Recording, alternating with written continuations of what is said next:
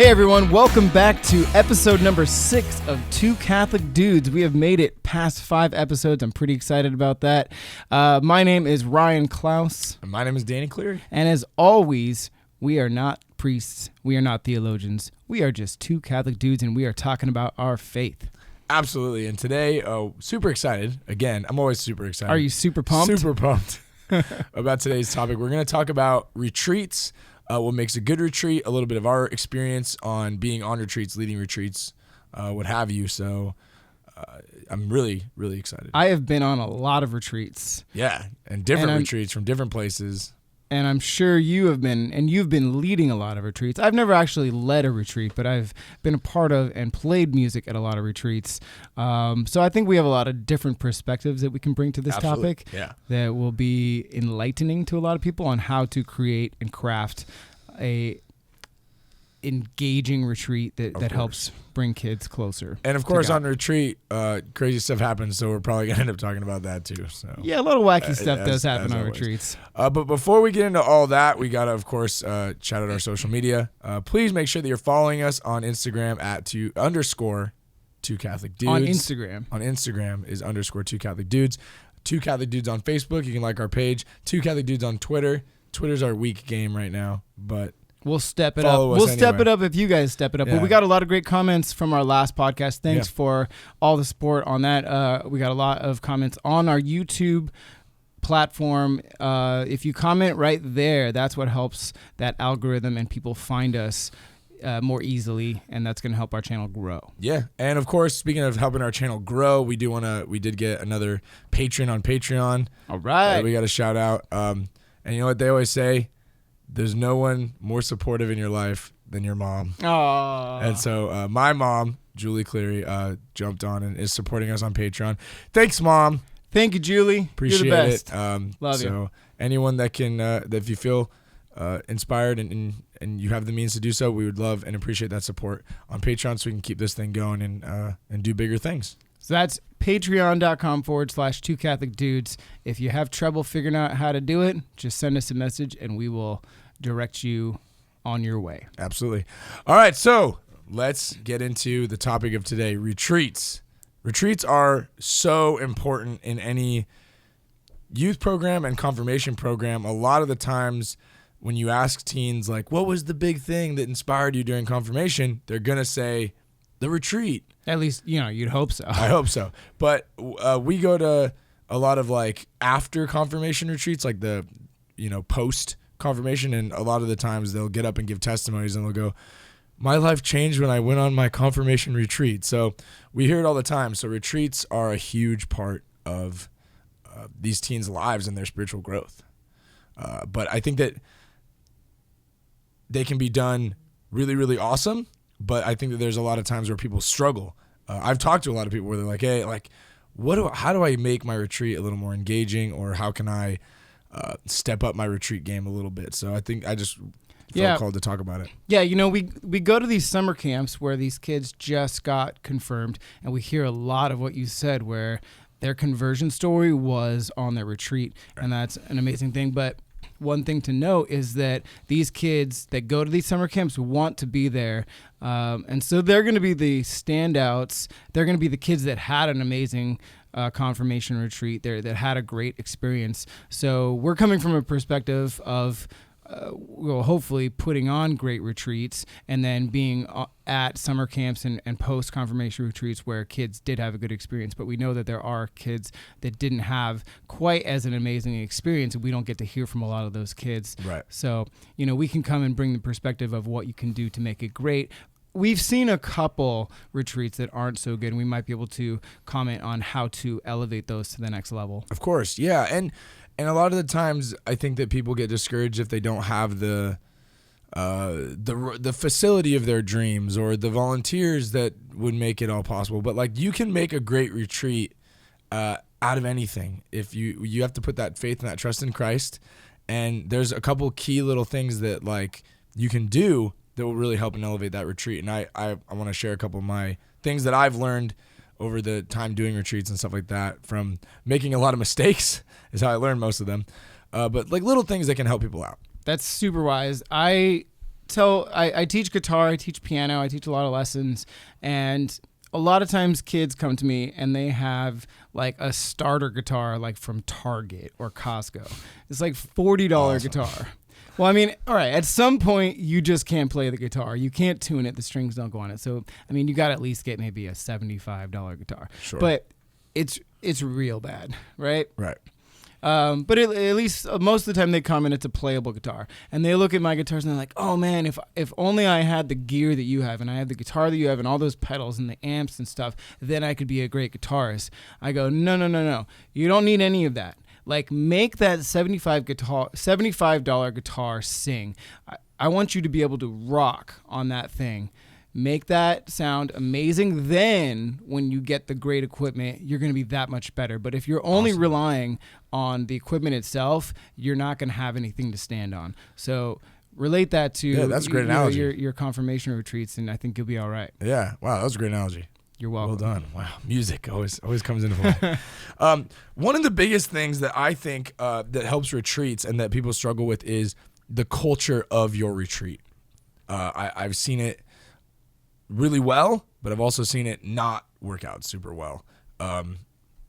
When I was kind of growing up and being on the team or being on a leadership team when I was in high school and stuff, we struggled with making it like all about us. You know, like how much fun are we going to have? What are we going to get out of this retreat? And the teens that we were putting on the retreat for was almost secondary to our experience. It's like they were getting hazed, and that the only reason that they would want to be on the team is so that they could haze the next people coming in. Exactly. Or it was like the leadership, we were wanted to be on the leadership team so that we could go on the retreat again instead of helping these other people to have a good retreat. At least personally, that's how I was. And I know that was a struggle. There was some awesome people, obviously, but there was, I think a lot of the culture was set in that way. And it wasn't until we had some change up in leadership and some moving parts and things like that changed the culture of like, why are we here? Like, what's the goal of our retreat? And I think that if you have to establish that ahead of time before you even go on the retreat, and make sure that people know that like the retreat is for whoever the participants are, whoever that may be. Maybe you're doing a men's retreat or a women's retreat, whoever the people that are signed up to go and go on that retreat experience, that's got to be your focus, is how do we give them an avenue for Christ on this retreat? How do we show them God on this retreat? You're going to get something out of it when you're helping a retreat, no matter what. Like, you just are. You're going to have a great experience. But ultimately, if you put your priority in the people that are on that retreat, that's going to make the experience 10 times better for everyone, I think. Yeah. I see that in your retreats. When I go I often play music at your retreats, and I help lead games and be a leader in certain fashions. But I see you put those young adults and the peer ministers and the peer leaders, you put them to work, man. Like but I think they get so much more out of that because they know that they're doing good for the confirmande, that they have a purpose, that they're not just coming up to socialize with their peers, but they are doing something good. But like, man, you work their butts off.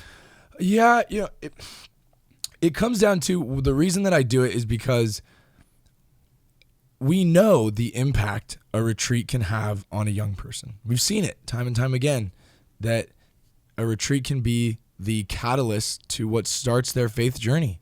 It can take a kid that got there on a Friday and wanted no part of faith to Sunday falling in love with Christ. It happens. We've seen it happen. And so I try to present to my team when I'm leading a team or directing a team is we need to treat this retreat with that level of importance, that we want every kid to have that experience, every kid to get there Friday and be completely changed and in love with Christ by Sunday. And we're going to have to work for it. Like, that doesn't just happen because you show up and hooray, like, amen, the Holy Spirit is a powerful thing, but you need to put in the work to create those avenues for these teens to encounter, or for whoever to encounter that Holy Spirit. And sometimes that takes hard work. Let's talk about that work, because we're about to have our first planning meeting for the confirmation season. Yeah. And for the retreat. And so we're going to start planning for the year 2 confirmation retreat for our church at Holy Cross this month. And the retreat is until February. And we have meetings every single Sunday or pretty much? Once the adults is like once a month, the like core team. And then once the high school students are selected that are going to be our volunteers, then it's 3 months of every single week. Wow. And then at the end, you're like every single week. These kids have certain skits that they do, and they're practicing these skits for weeks on end before the retreat. Well, it comes down to this. And that, like I was saying, culture, that's the number one thing. But number two, it's perfect way that you brought it up, is preparation. You have got to prepare. And I think a lot of times that people will kind of show up and they'll go, well, we've already done it for years and years and years. I try to treat every single retreat like it's the first one I've ever done, because where it may be the 10th time I've done this retreat, for the confirmation students or whoever's going on retreat, it's their first time and maybe their only time. So I've got to give them my very best. I got to start remembering that more when it comes to choir practice too, because I'm guilty of that. I played Table of Plenty for like 25 years. I know that song by heart. But a kid that might just join choir maybe has never heard that song, and I'm like, all right, guys, let's hit Table of Plenty. Let's just skip it. We've done this so much. Let's you guys know it. You guys know it, but like that kid might not know it, so we better do it like it's the first time we've ever played. Exactly, it, right? And that's what you're saying. Like, especially like skits are a big part of my retreat personally, and because I think it's just a really good way to dramatize things that their teens are going through in their life. So, but I could do these skits with my eyes closed. Right. And I have people on my team that can do it with their eyes closed, but I have them rehearse it because then if it's important to them, then that will project out, and then the teens will see how important it is, because you can see when you put hard work in anything, it shows the level of importance that you're putting into it. Yeah. And I've seen these kids take ownerships in all of their parts. And even if it's the smallest part, like they're proud of what they can add to that skit. Yeah. Because you never know how you're going to, enter a kid's heart. You never know what role is going to be. Maybe it's in a small group. Maybe it's doing a skit. Maybe it's doing a talk, whatever. You never know what each teen, each participant on a retreat is different and needs a different level of connection. And you just never know when you're up there. Yeah. And so I think that the preparation is key. If you think you're going to go up and just knock out one rehearsal at the retreat center 20 minutes before you're supposed to do it, it's probably not going to work. Yeah. But you have to and what you have to do, people that are leading retreats that may be listening, is you have to keep your team accountable. Everybody's got busy schedules, everyone's busy, but if you're gonna do a retreat really well, the preparation time, you need to keep people accountable. They got to show up and put in that time to be accountable. If it's just like, I can't make it to any of the meetings, but like I'll be there for the weekend. Like for me, that doesn't work. That doesn't work for me. No, you need to be part of the preparation because you need to show that you want to put in the time and the effort to help to make this retreat the best it can possibly be. Because if you're willing to just kind of, I don't know, I'll get there when I get there, like that just shows me the effort you're going to put into the retreat. And the teens and the people on the retreat deserve a better effort. Exactly. I mean, the same. May sound harsh, but I keep going back to choir, but it's the same thing. If somebody says, "Hey, I want to join the choir, but can I just show up and sing at mass?" I've heard all the songs before. No, you got to come to practice, and you got to work with us. There are exceptions that can be made, but I generally only make them for people that have been singing in the choir for like 3 or 4 years, that have been with us week in, week out, and then something comes up and they go, "Hey, I have to miss the next 3 months. Can I just sing on Sundays?"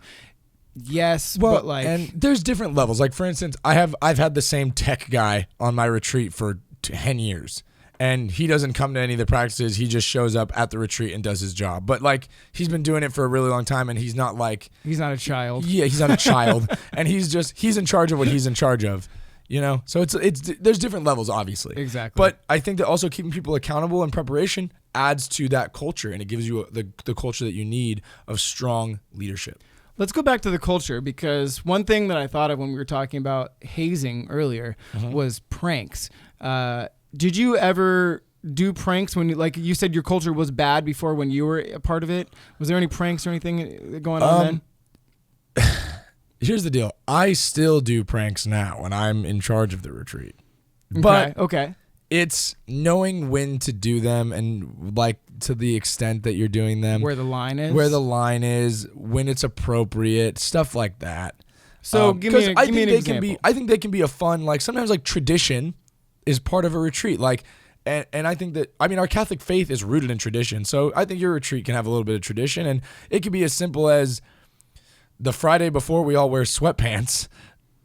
That's what the team used to do. We'd all wear sweatpants on Friday. That was the tradition. That's fun. Whatever. Well, you have like shoes, right? Are there certain shoes you wear on your retreat? That's a my thing. Yeah, Okay. I've had the same pair of shoes on every retreat I've ever been on. All right, these aren't pranks though. Let's talk about So the pranks is when I was in high school, the pranks were bad, like to the point where like it could ruin someone's retreat, like putting toothpaste on someone's pillow, or like at like lunch you're like pouring hot sauce into their water or something. Like that's not really like a prank. That's like being mean, and that's the kind of stuff like I now would jump on immediately and be like, that doesn't happen. Yeah. You know, like that's not gonna work. Or I've seen certain camps do wake up calls in the middle of the night, like spraying kids with water when they're sleeping.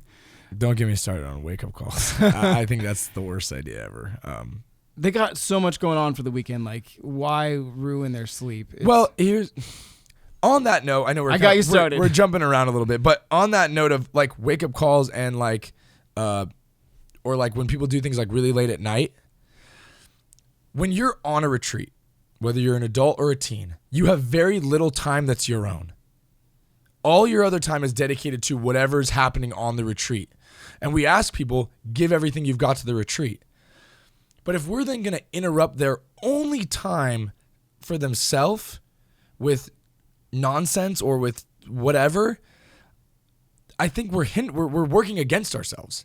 If it's like this person wants to wake up to their alarm and brush their teeth and whatever so that they can get ready to go join the retreat, and we're going to be bothering them by playing drums and banging around and screaming or whatever happens while they're trying to get up, it just starts the day off on a foot where it's like, great. And now all they're going to think about, I only because I've done it. I've made the mistake of doing these crazy wake up calls where I'm like, let's blast some music right when they get up. And then the whole day, all the teen is doing is like, yeah, I'm not feeling great today because I got woken up way earlier than I expected to. And I'm just like, and now you're setting the tone incorrectly. You're taking them out of the whole day. Exactly. That's how I feel. That's my personal feel on that. And if I'm leading a retreat, it doesn't happen. Yeah. Personally. I think I can give you a stupid example of a prank, but I think I don't think any prank should be done to the kids themselves. So like, for instance, here's one that we did with the leaders that was the dumbest thing ever, and it was the most harmless thing. We went on our summer camp last year. And, I know what you're going to say. And his brother Brendan and I drove up I was the together. first victim of this prank. We went to In-N-Out, and I like a lot of ketchup. Like when you say a lot of ketchup, most people think like, oh, you know, two or three of those. I mean, yeah, I'll put like 4 or 5 with ketchup and my hamburger. It's like mostly ketchup. Right. Anyway, so when you go through the drive-thru, they go, do you want any ketchup? I'm always like, yeah, throw me a lot. And when you say a lot and they throw like 3 of those little things in there, right, you can't get any ketchup out of those. Sure. So I said, give me a practical joke amount of ketchup. And oh man, they're like, what? They're like, what does that even mean? I was like, yeah. Like, move along. They like dumped this whole thing into a bag. I was like, what? So we were driving up, and Brandon and I are like, what are we gonna do with all this ketchup? Like, I mean, I eat a lot of ketchup, but I'm not gonna eat that much. So we're like, oh, let's prank the guys, but like the dumbest way. Let's ketchup them. Let's put it in weird places. And then like they find it. And then they find it. And then we jump out and we go, you got ketchuped, is the dumbest thing. So we put it in Danny's his luggage. It was in bag. my luggage. And we're like, Danny, have you now, and let me preface this, hold on, because like that sounds like there was ketchup all over my luggage. No. It was in its individual package just in a packets. bag. So I just picked up a bag full of ketchup packets and I was like, what is this? And like, you got ketchup. I'm like, in the most obnoxious Is this way. a prank? I couldn't tell if it was a prank or not. It was barely a prank, but then Danny was in on it, and then we tried to get somebody else. So we like put it in somebody's coffee mug. We're like, "Hey, Gabe, have you tried the coffee yet?" And he's like, "What's going on? There's ketchup in here." We go, "You got ketchup!" But see, okay, so that's different. Like that's like innocent fun, and like it was like low key. What you don't want to do with like pranks, and it's because like I'm pranks are funny. Like I like pranks. Every time I go out of town, my youth ministry leaders turn the youth room upside down. Yeah. It's fine. It's all good. But if the prank or the goofiness becomes bigger than the retreat or whatever you're doing on the retreat, you've gone too far. Right. You've done too much because now the focus isn't on Christ and the retreat. The focus is on this prank. And I've made the mistake of doing pranks that were too much, that were too big, and it took people out of it. And the focus was like, all people remember Danny's prank on the retreat? Not, do you remember how I encountered Christ on that retreat? So like, you got to find a tasteful way. If you're gonna end up doing them. I think the perfect example of a prank that is exactly as much as it needs to be is what you used to do at lunch on your confirmation retreats. Oh yeah. Okay. So because I went way too extreme on pranks for a while, I cut them completely. I'm like, no more. Like, we're not doing them ever again. And then people were kind of like coming like, Danny, you used to be the prank master and now you're not doing anything. So I thought like, what's a fun thing we can do that's like a prank, but it's something that'll make the retreat memorable. So me and a couple of my buddies, we bought Power Ranger morph suits, like the skin tight suits where you look like a Power Ranger. And during everyone's like eating lunch, we played on the loudspeaker the Power Ranger theme song, and like one of our other friends who was wearing just like a bad guy morph suit came running out, and he was like eating people's food and like bothering everyone. And everyone was like, what is happening? Like, what is going on? And then we play the Power Ranger song, and the three of us would come running out and run through the tables and grab the bad guy and run away. And people were like, what just happened? Yeah, everyone was like, what is happening? This is super weird. And then they're like, yay, they clap for him. Yeah. And then everyone's like, all right, back to lunch. Yeah, back to lunch. And then so I went and we would get out of the suit and stuff, and people would be like, Danny, were you the Power Rangers? I'd be like, no, I don't know. You're like, what happened? I missed the Power Rangers? What a fun thing. And so again, yeah, it's something silly, something stupid. If any of my teens really are listening to this, I am not the white Power Ranger. Yeah, that wasn't Danny for sure.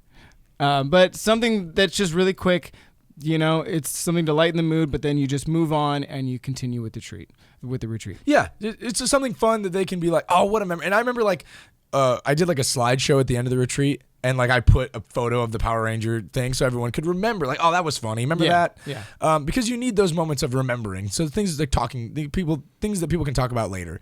But if, like I said, if the prank or the goofiness or the whatever it is becomes more ultimate and becomes bigger than what you're trying to do on retreat, then it's too much. Sure. And you've gone too far.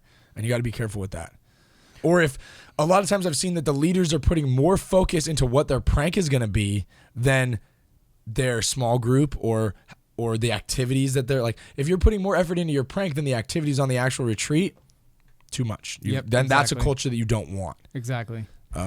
So let's talk about the other side of the coin. We've talked about silly things, but let's talk about the ways that we can really bring kids closer to Christ on these retreats. Let's talk about all the serious, all the really intense things that we can do to help them. Yeah, I think that it's being honest and being authentic and having people being willing to share.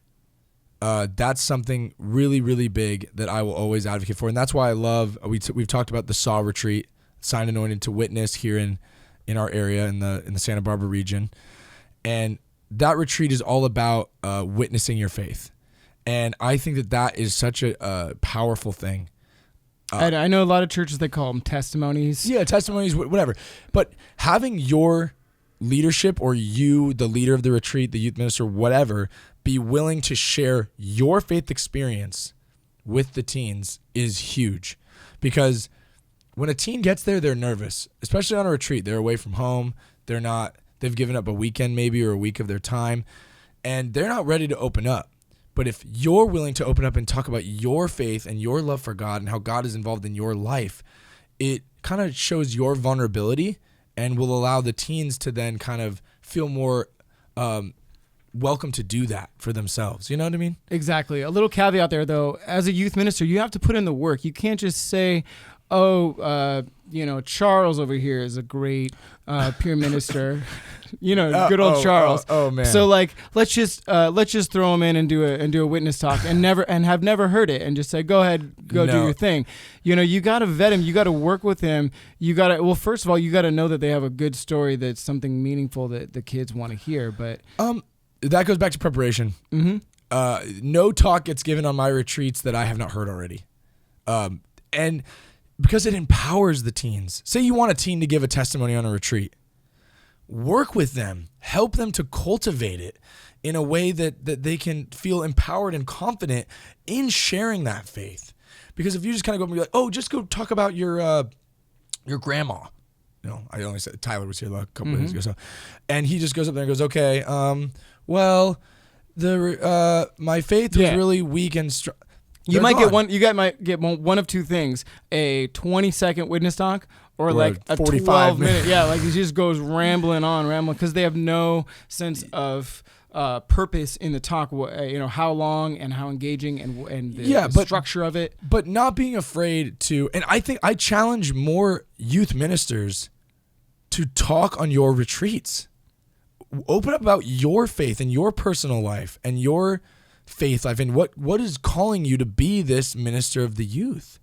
I think a lot of times us as youth ministers, we put so much work into the retreat, and by the time the retreat gets there, we're already burned out because we've done all this preparation on a personal side, and we got everything, we're doing all the paperwork and everything else, and then we get there and we're like, okay guys, it's all you. Go for it. It'll be what it is. We're already here. But give the opportunity for the teens to see your faith and see you as more than just that administrative or that bigger youth minister person that they have to look up to. Show them your humanity and your faith a little bit. Well, here's the deal with that is we've made this mistake at Holy Cross before about wanting to have every peer leader, young adult and adult there have a certain job and be able to lead a certain activity no matter what. And we've found over the years that really the best way to go is to find the best person for the job to lead a certain activity or give a talk or lead a game or whatever it is. So you being the youth minister, you're probably the best at a lot of those things. So don't just say, let me pass this off to a peer leader. And that might be the most important talk of the retreat, but you're like, well, little Susie over here hasn't given any talks for the whole retreat, so I got to give her one. Yeah. She might be the worst speaker of the bunch, but you're like, oh, well, she hasn't done anything. So let the best person for the job do any specific task. I think it comes down to empowering people for what their strengths are. Mm-hmm. Is helping people define what their strengths are and their, what they're best at. And that's not always, it may sound selfish, I know I could give this the best and get the message across. But at the end of the day, what is the point of a retreat is to help teens to encounter Christ in a new way, or help people on the retreat to encounter Christ in a way that's can help them with a lasting effect. So you got to do the best that you can with that. Now, that doesn't mean we'll go back to Charles. Oh, Charles can't do anything, so he'll just kind of be there, but whatever. Be creative and find a way to help that person to be involved in the retreat. Maybe it's not help find their strengths and what they can do. We're going to find creative ways to continue this podcast right now as I switch out the camera. So Nice. Stay with us. All right, and we're back. So before we continue what we were saying and do our wrap up, let's do a coffee update. It's always a great time for a coffee update. We don't have any coffee. There's no coffee right here. So what's going on? Well, it's too hot. It's really hot. And we started a little later than usual today. We slept in. So we're awake already. Yeah. And it's way too hot. We have to shut all the windows in my house so we don't hear outside noise. And it's brutal. It's too much. But I have been drinking more coffee because I did take a vacation. I went up to Seattle to visit my brother, and we had coffee every day, sometimes twice a day. And was your brother like, "Oh, Ryan, you'll have a cup of coffee"? He was super excited that I was. He was super pumped. Super pumped that I was having coffee. So we tried a bunch of different places. I tried iced coffee, which was pretty gross for me. Look at because you. They said that would be easier to start developing the taste having iced coffee. And I was like, no way. The heat from the regular coffee is helping me get used to it. So I still drank that one. Personal preference. Yeah, exactly. So, I drank a ton over the weekend, and it was pretty good. Right on. Well, hopefully, nothing more to report. Yeah. Well, I'm excited for when winter comes. I don't think I'm going to be cup of Joe. Yeah, I don't think I'm ever going to be a vanilla latte macchiato we're pumpkin spice. We're coming up to pumpkin spice territory right now. Yeah, I get the same cup of coffee always. Not this guy. All right. Anyway, so back to what we were talking about before. We were talking about finding ways to utilize Charles and help. And help those people that want to be involved in your retreat that maybe you don't know specifically, like what. Maybe they're not a musician or they're not a speaker or whatever. Because we should always be welcoming of anyone that wants to help out, but it's finding creative ways to utilize them. Yeah, and some kids they're not they're not meant to be up in front of everyone. That's not their personality. But maybe they're an amazing leader. Maybe they're fantastic in small groups, and so just coach them a little bit and make sure that they can feel empowered to help lead their small group and really be fantastic in that setting. And you know what? This also goes for like maybe say you're leading a confirmation retreat or something like that. And there's like a parent that really, really, really wants to be involved. We should be encouraging of that and welcome that. Even if it's like, I need someone to organize the snacks for snack time. Maybe that parent is willing to dive into that. They just want it to be part of the experience of the retreat. Everyone should be welcome to help out if you have the, means to do so. But we should be welcoming people that want to be involved and all that, no matter what facet we have to exactly. Like if you wanted to join the choir, we talked about this last week. You're not a musician. Nope. You've never played an instrument, but speaking of retreats, I was your bassist that one time. That's right. We'll talk about that when we talk about music on retreats. But so you're like, hey man, I'm just feeling called to join your choir. And I'm like, sure. Can you sing? You're like, no. Can you play an instrument? No. Not really. I'm like, you know what? You're welcome to join us. Here's a shaker. We talked about that last week. Oh, the shaker that we did talk about last week. Play the shaker in the back. You'll be great. You'll learn it. So here's the thing is we have so much to talk about on retreats. I'm thinking we're going to have to do a part 2. Yeah, we wanted to stick between 25 and 35 minutes for each podcast, and we're already pretty much there, and we have so much more we want to talk about. Yeah, so but let's to just close at least this part 1 is big tips on making a great retreat. And it's got to be culture, establishing a culture of where Christ is the center and helping whoever's on this retreat encounter Christ. That's the center of the goal, and that's the main goal of the retreat. 2 is your preparation. You got to put as much time as you can into preparing, putting in the effort to make it empowering your team, empowering your leaders, and creating the best opportunities for everyone to succeed. Those are my 2 big tips for this episode. Yeah, I think that's what we got out of this. That's a lot. Those are key things to get a really great start on your retreats. And we have so much more that we're going to talk about in the next one about what we can do while we're on the retreat to help kids come closer to Christ. So we hope that you enjoyed this episode, but we're going to come right back, film part 2, and we're going to air that next week. Yeah. So, but as we close out, please give us a follow on all of our social media. Please consider helping us out on Patreon. And we are 2 Catholic dudes. Yeah. Thanks for listening, and tune in next week for part 2. Episode 6. That's a wrap. We will see you guys next week. Thanks for listening. Thanks for watching. See ya. God bless.